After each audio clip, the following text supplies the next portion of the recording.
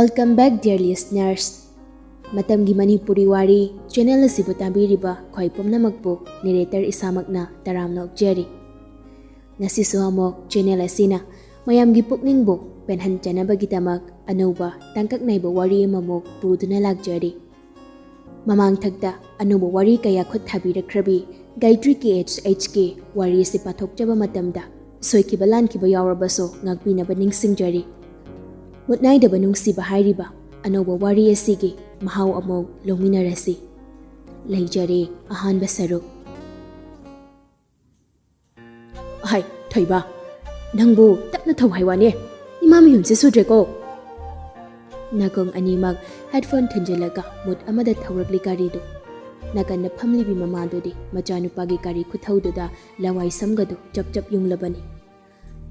Golai mapa yawrukpa khuding amuk khanglaw lawrakli. Ngasai na inasi khangdana moisam khaga chachen haibani. Macha sakta siga launa hekta chenki. Ahida kapjaning haisini ko. Asum thaurakpana yawrakli. Ingna nganthoi khon adu. Mahausa ima lairimbi khudolna mayek singna Ningthouja haliba lamdam. Jingjaw kaya amana nakana paring leiri. Jing adudagi chen tharakpa jingjumna iru luna lambi du phauba pathoktuna ichil naina jeli. Aduki matik nungsi hali lamdamando.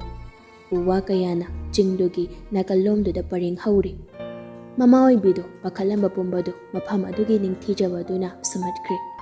Nagyeta mamay chepthaduna yengli. Asok Ningthouja lamdam ama ima Manipur magi masaikolda leiramgani khaludi. Phana wakal waba mi phauba lamdam asida laklabadi awaba nga hekda phauba wakhalduda khannaba matam leiro. Manipur gi chidaida somatpa kayana koishinduna jikna ngali sinaikol. Memtona ngai khoi wane jitena ihe mama karino ne chathoklamdaida nungai ki don thokna kari nungai ta bahaide ha nati kaidano chatorisiba walking hang chatluge tawbani ne walking chatpabu asigi dress selaga chatawribra ihe chamo chatpadu nungai tina tawni ne nangbo moiba nagun chana khangwe memtoni ko nachana mo leiraba matam sida thaina dawna fighting dawna kisai bro onthokpa mama nang sidi ko khonsida walking chatpada nangi dress sigumne kana selaga chanage ha kana selaga chanage ba mama nangko phagi dagi ko kaidoraba ina ha phagi dagi kaidoroge ba jiten wama khatada chatpa hauri memton jiten ni mangda phalepsele khwang namladuna ngasi ko I karagladi hanuba mana tai charoi dori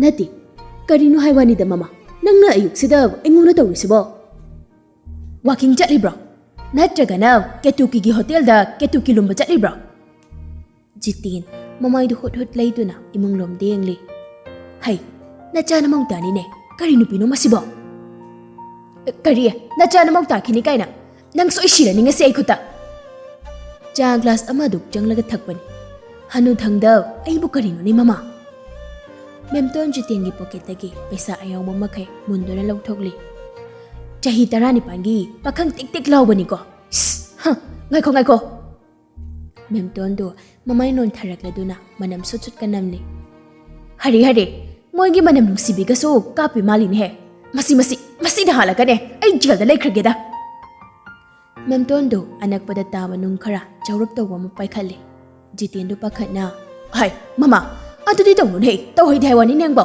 se ai chatlaroiba semi nung do thamumi nangbo pakhang sagera ha sadore bro hojik sa se sadiba ai kem dawdeba nang na haibado ai loina yai yage haiwane semi nungdum da thamumi nangbo amta thamumi nangbo tinana kaidoriba sumang matondu da nabani na hai bema nama sebda kokselo baba kai je toina yoksida ipa changi ai changi chatriko jiten murum solaga imung jangkre tinana ma kaidongnai no nemton nok laduna napase ai kidi bajat ni ne ash loire Nanamadubu chaga loihorabra. Loihore, thaura silaona kauge lakpani. Bichadi haugatkrabo. Haugalam kirida thoklakpa ude. Masima ko mi oiraroi School chatlusu yade. Mana thokpa matawraga leirene. Mabung sina khara kihangadra hairaga aton atanglina bichai de hendre. Aduna mana loina ngam leireba. Mangangna du sharupudi ai thabak tawjawrage. Haudoro. Mayam chari kansidane yahaunaba. As tankreda. Masi ngang sikon sina doisa. Ritana. Ima, lao. Tamo na ngairi. Hoi, lai. Achoba private bank ama mafam asida branch tawrokpani. Interest yamna pikna khungangsingda kanaba piduna laklaba bank ni. Manipur gi oina bank asina top oina cheli. Imong kaya gi awaba kaya ama kokhali. Senthok lambi leijodaba kaya achoba senpham kaya ama thadabiduna apikpa jangda seladu singat hali. Lawriba miyoy sing aduna so yamna laina singba wahandanaba maongda mating pangli. Ngasi ihana inaugurate tawagi achawa sang mantri amadi CM phawba yangna pangthokli. Bijoy Saurab call du tawri. Hai, hawjik pung kya tare ha? Thabak se phagiro. Mayam lak tu na ngai se kyam kuire khangbra. Function ase hawba yadadana block tawra lai se kyam kuire. Ribbon kakkadabagi ngai nari base noibu kemta khangrabo. Machanupagi mingda benga du sangabani. Machanupana ribbon kaknaba sem sabani. Adubo achawa sang pumba yawrakladu phawba naitom pokpa machadudi yawrakdri. Yawre babung. Hai, noi sidiko thamo yawraknaba tawro. Tina manau nupi ba hawdokpa changlakle. Bicha. Abiyam chahaina korambadagi samjilakpada bicha haina adumak kaunakre. Kamlaktaba du da Tina do. Hawjik phawba manglibra kawbuga tadri siba. Tina Kangkhala du haidoktuna yenglubada manungda mi de layardana kang phawa pairamje. Kai chakraba tawrisina leitene. As singang seri kai haukrage ba. Bichala horabra. Leiramje nam maning jangkri jalo. Hey, thokiba odene he ide ngasai de chakhum de le. Subona. Kada yaukrage yuksida. Lamse okhang hendoriba mase. Makhong se thudiklaga thamdadi yaroi doriba.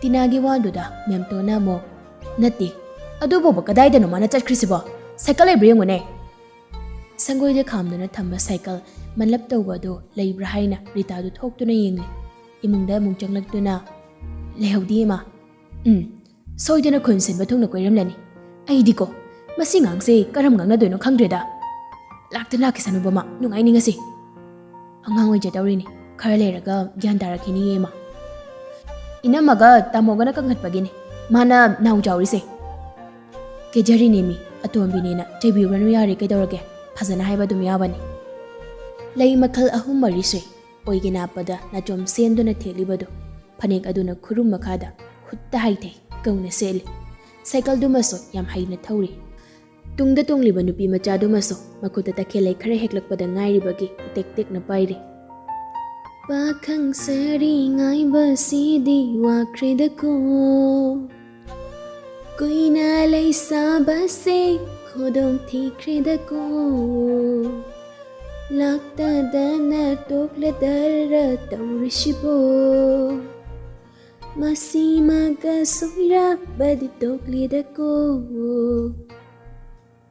Animag jakmanana kana laungduna isayadu sagli Cycle thauri biduso tongli baduso makoina sakliba isayadu ataba kanagumba amanadi yam sathina nokningba poktorobani oiriba chahi matangduga sakliba isayaduga junabadi oidri kharak kutpa mapaduda break ka phadabi hekta thaude januna sire sagi macha seri ningong kairi na ngawbe subonso thabak jathokadabagi tawri angangdo amu phubiranu ko nang kharing lamo Hoi tamo. Chalo kige. Hoi. Rita polang ama pairaga maning inkolda ensang hekba kumthaki. Cycle du monda nungaina sumang yong na grong thaujelakli. Brake phaba yabadu phade makhong na setlaga cycle du lephalli. Tungdagi chayamana kamlak tu da set hairakpaduda ikhang khangna phan chongkhali. Kaidaro nang ngasai de chatlu sa. Aya cycle tu re. Majena nganglibado dasinanabi ꯁꯥꯏꯀꯜꯗꯨ ꯆꯤꯡꯈꯠꯅꯕ ꯍꯣꯠꯅꯔꯤ꯫ ꯇꯤꯅꯥ ꯑꯃꯨꯛꯀꯁꯨ ꯆꯩꯗꯨꯅ ꯀꯜꯂꯛꯂꯦ꯫ ꯑꯌꯣ ꯍꯤꯡꯆꯥꯕꯤ ꯅꯥꯏꯅꯦ꯫ ꯍꯦ ꯅꯥꯕꯗꯤ ꯀꯩꯅꯣ ꯍꯥ? ꯑꯁꯨꯛ ꯌꯥꯝꯅ ꯂꯝ ꯍꯦꯜꯂꯤꯁꯦ ꯀꯩꯒꯤꯅꯣ ꯅꯪꯅ ꯍꯥ? ꯑꯌꯨꯛꯁꯤꯗ ꯀꯔꯝꯕ ꯃꯆꯥꯗꯣ ꯅꯪꯒꯨꯝꯅ ꯇꯧꯕ ꯌꯥꯎꯏ ꯍꯥ? ꯊꯩꯕꯤ ꯃꯆꯤꯟꯗꯣ ꯂꯦꯞꯇꯦ, ꯃꯄꯤ ꯆꯗꯨꯝ ꯆꯗꯨꯝ ꯇꯥꯅ ꯑꯗꯨꯃꯛ ꯈꯨꯝꯂꯛꯂꯤ꯫ ꯃꯤ ꯂꯩ ꯌꯦꯛꯄ ꯆꯠꯂꯨꯕꯅꯤ ꯅꯥꯆꯣꯝ ꯁꯦꯝꯅꯕ꯫ ꯍꯅꯨꯕꯤꯅꯤꯅꯦ ꯍꯥ? ꯑꯔꯤꯕꯅꯦꯕ ꯅꯥꯆꯣꯝꯅ ꯌꯥꯝ ꯉꯥꯎꯕꯩ ꯋꯥꯔꯕ ꯍꯥ? ꯌꯥꯝꯅ ꯉꯥꯎꯕ꯭ꯔꯥ ꯅꯪ? ꯉꯥꯎꯕ꯭ꯔꯥ? ꯇꯤꯅꯥꯗꯨ ꯁꯥꯎꯅꯤꯡꯃꯟꯕꯅ ꯆꯩ ꯑꯗꯨꯅ ꯉꯧꯔꯣꯛ ꯉꯧꯕ ꯏꯄꯥ ꯄꯥꯕ ꯐꯅꯦꯛꯅ ꯀꯨꯞꯄ ꯊꯨꯡꯗꯕ ꯃꯈꯣꯡꯒꯤ ꯁꯔꯨꯛꯇꯨꯗ ꯁꯦꯠ ꯁꯦꯠ ꯀꯜꯂꯛꯂꯤ꯫ ꯊꯩꯕꯤꯗꯨ ꯐꯤꯗ꯭ꯔꯤꯡ ꯐꯤꯗ꯭ꯔꯤꯡ ꯆꯣꯡꯉꯤ, ꯀꯞꯉꯥꯡꯒ ꯉꯥꯡꯂꯤ꯫ ꯆꯦꯆꯦ ꯅꯥꯏꯌꯦꯕ, ꯏ ꯊꯣꯛꯑꯦ, ꯍꯤꯡꯆꯥꯕꯤ, ꯀꯣꯠꯆꯥꯕꯤ, ꯇꯧꯉꯝꯕꯤ, ꯑꯐꯥꯎꯕꯤ꯫ ꯇꯨꯃꯤꯟ ꯇꯨꯃꯤꯟ ꯍꯨꯔꯥꯟ ꯅꯂꯥꯗ ꯃꯥꯡꯈꯤꯗ꯭ꯔꯥ ꯅꯪ ꯍꯥ?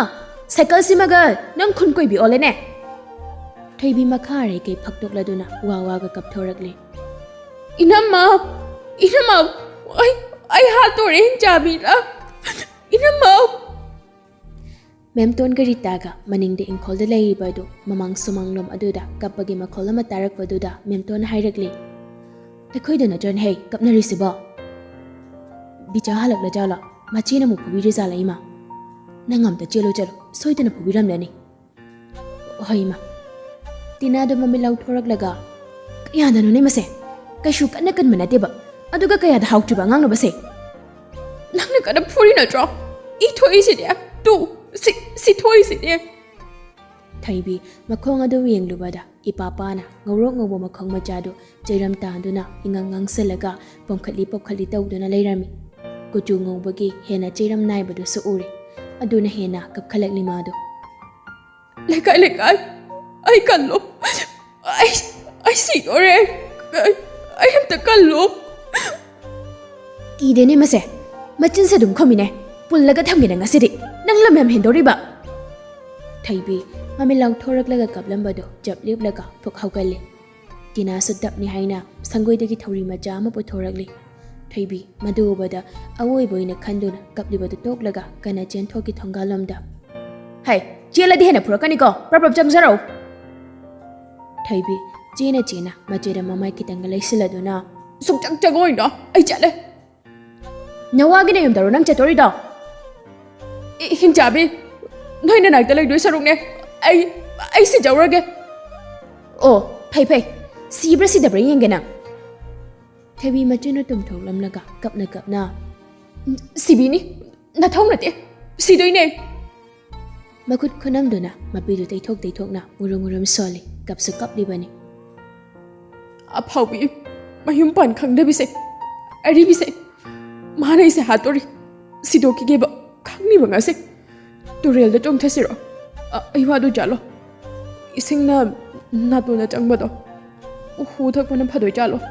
ꯑꯁ ꯄꯨꯛ ꯌꯥꯝ ꯁꯥꯒꯠꯂꯗꯤ ꯑꯃꯨꯛ ꯄꯥꯅꯤꯅꯦ ꯑꯗꯨꯁꯨ꯫ ꯈꯔ ꯂꯥꯏꯕ ꯋꯥꯗꯅ ꯁꯤꯕ ꯌꯥꯔꯕ ꯀꯔꯤ ꯄꯥꯝꯕꯩ ꯂꯩꯒꯦ? ꯃꯊꯟꯇ ꯃꯨꯔꯨꯝ ꯃꯨꯔꯨꯝ ꯁꯣꯟꯗꯨꯅ ꯂꯥꯛꯄꯅꯤ ꯀꯥꯔ ꯑꯃ ꯌꯥꯝꯅ ꯌꯥꯡꯅ ꯊꯧꯔꯛꯂꯤ꯫ ꯊꯩꯕꯤ ꯀꯥꯔ ꯑꯗꯨꯒꯤ ꯈꯨꯊꯧꯗꯨꯗ ꯉꯛꯆꯥꯅꯅ ꯀꯞꯂꯝꯕꯗꯨ ꯀꯥꯎꯊꯣꯔꯛꯂꯒ ꯌꯦꯡꯗꯨꯅ ꯂꯩ꯫ ꯁꯨꯝ ꯅꯛꯁꯤꯜꯂꯛꯄꯗꯨꯅ ꯃꯅꯥꯛ ꯌꯧꯁꯤꯜꯂꯛꯄꯗ ꯂꯝꯕꯤ ꯑꯗꯨꯗꯒꯤ ꯃꯇꯥꯏꯗ ꯐ꯭ꯔꯟ ꯆꯣꯡꯊꯣꯛꯂꯤ꯫ ꯀꯣꯛꯆꯥꯛꯄ ꯀꯅꯥꯅꯣ? ꯁꯤꯔꯝꯅꯤꯗ ꯑꯩ꯫ ꯃꯈꯨꯠꯅ ꯊꯕꯥꯛꯇ ꯃꯤꯍꯨꯜ ꯗꯪ ꯗꯪ ꯆꯣꯡꯂꯤꯕꯗꯨ ꯐꯥꯖꯤꯜꯂꯤ꯫ ꯑꯃꯨꯛ ꯏꯉꯛ ꯉꯛꯅ ꯑꯩꯅ ꯂꯥꯛꯏꯁꯦ ꯁꯤꯕ ꯂꯥꯛꯏꯅꯤꯅꯦ, ꯑꯗꯨꯒ ꯍꯧꯖꯤꯛ ꯍꯥꯏꯈ꯭ꯔꯤꯗꯨꯅ ꯀꯔꯤ?